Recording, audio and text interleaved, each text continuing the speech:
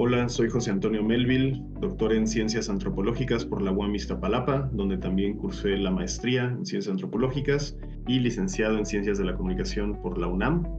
Actualmente soy el secretario técnico de la licenciatura en Antropología de la Facultad de Ciencias Políticas y Sociales de la UNAM.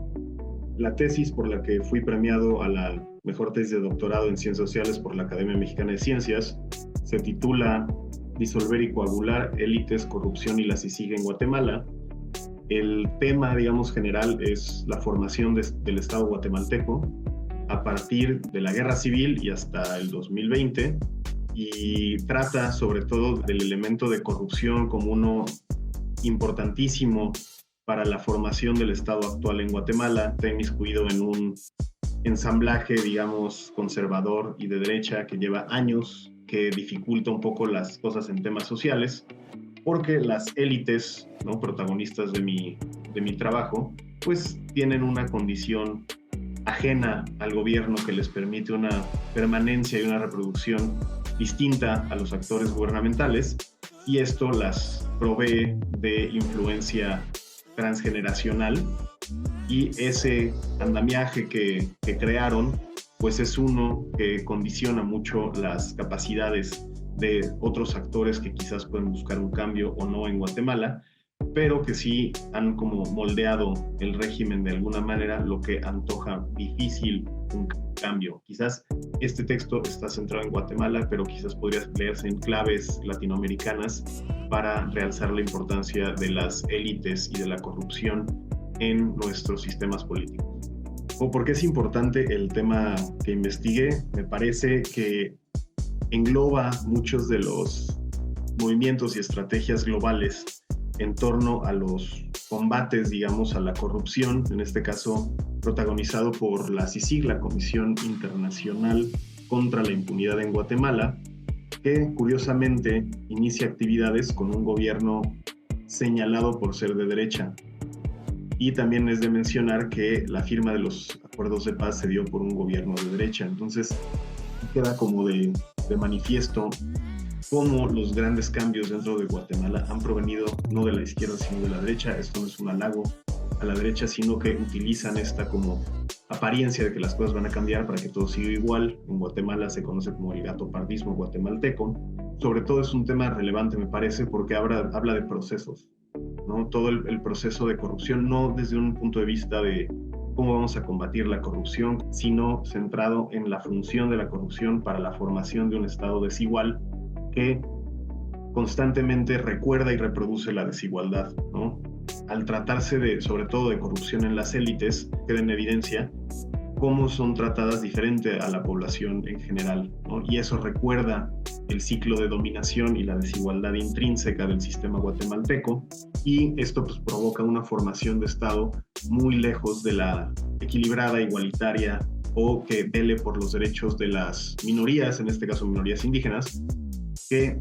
sorprendentemente pues no es tanto una minoría, ¿no? Está casi 50-50, pero se sigue tratando como minoría. Este tema también es relevante porque es un acercamiento distinto hacia cómo tratar a la otredad, ¿no? En este caso, si bien hablo de comunidades indígenas, también hablo de una otredad que no es muy común dentro de nuestros estudios antropológicos, que serían las élites. Y eso pues implica un problema en sí mismo. Regularmente no se ve hacia arriba, sino que tendemos en la antropología a ver hacia abajo. Y aquí pues pone al investigador, en este caso yo, en una posición de poder asimétrico, ¿no? En el que yo estaba escuchando más bien cómo se hacían las cosas y no era como que yo supiera cómo se hacían, sino también fue un método quizás que me permitió una exploración más abundante en términos de yo ser la persona que ignoraba muchas de estas cuestiones, y a partir de la colaboración con mis informantes pues pude realizar quizás un trabajo en cierto sentido co-colaborativo, pero que al final pues, la autoridad etnográfica y antropológica quedaba en mí. Al lidiar con élites es muy importante pues, dar cuenta de la relevancia y reputación que tienen estas personas, y también pues, es una cuestión ahí de cuidar el anonimato, ¿no? Tener un compromiso con las personas que nos dan su información para no divulgar de más y ser muy cuidadoso con los detalles que nos comparten. Este fue una de las armas más importantes, considero, de mi trabajo, porque conseguí la confianza de más de 30 personas regularmente miembros de la élite actual, aunque pudieron haber fungido en otra capacidad, también dentro del gobierno y dentro del sector privado, desde presidentes hasta vicepresidentes, secretarios de Estado, luchadores y luchadoras por los derechos humanos, activistas, periodistas, abogados, miembros de la corte, etc., ¿no? Ese conocimiento desde de las entrañas del sistema me permitió dar quizás un paisaje un poco de las oscuridades que este tiene y cómo la corrupción, por más que puede entenderse como algo malo necesariamente, pues también produce cosas. Fue una aproximación un tanto posmodernona, metido más bien en las enseñanzas de Bruno Latour y también en la cotidianidad y en los aspectos cotidianos de formación de Estado de Nugent y Joseph, y sobre todo en la filosofía de Gilles Deleuze. Para a mi gusto, como que convergieron muy bien para dar cuenta de la importancia de la corrupción, no como algo necesariamente objetivo y material, sino como una idea que está formando constantemente materialidad, y esta idea que denominamos idea de Estado, a partir del escrito de Philip Abrams de notas sobre la dificultad de estudiar al Estado, y que esto, por supuesto, pues, que tuvo mucho que ver la guía de mi director, el doctor Pablo Castro Domingo, que me ayudó a enmarcar mejor mis ideas y darle una orientación un poco más, digamos, práctica al estudio. Me parece que el estudio de las élites, sobre todo a la luz de la posmodernidad, es un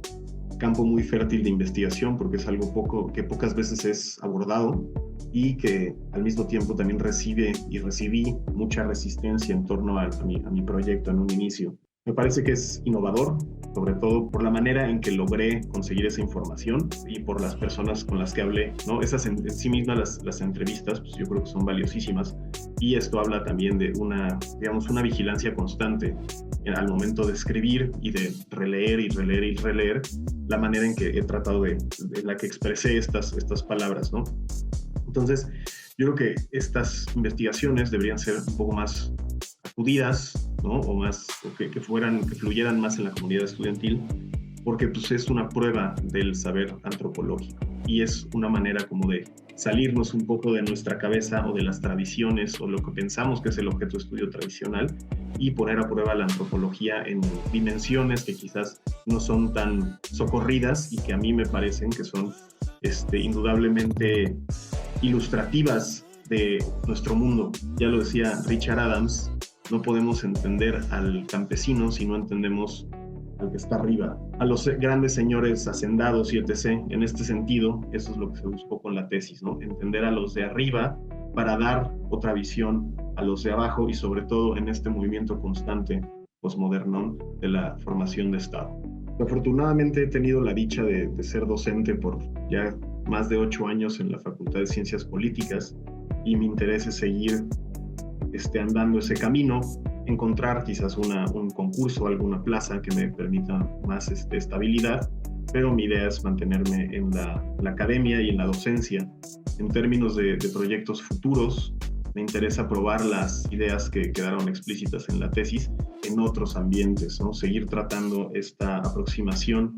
posmoderna hacia la formación de organizaciones y la dinámica que esto implica, ¿no? Por supuesto que el modelo que presenté en la tesis es particularmente de Guatemala, pero no por eso excluye a otras realidades, y me gustaría ponerlo a prueba quizás en otros lugares, y no necesariamente en contextos de élite, sino en otros lados, y así ir puliendo quizás mi propio sistema y mi propia metodología para continuar siendo un mejor académico, un mejor estudiante y un mejor docente. Primero me gustaría agradecer a mis padres y a mi hermano, a mis sobrinas, y en segundo lugar al Departamento de Antropología de la UAM Iztapalapa,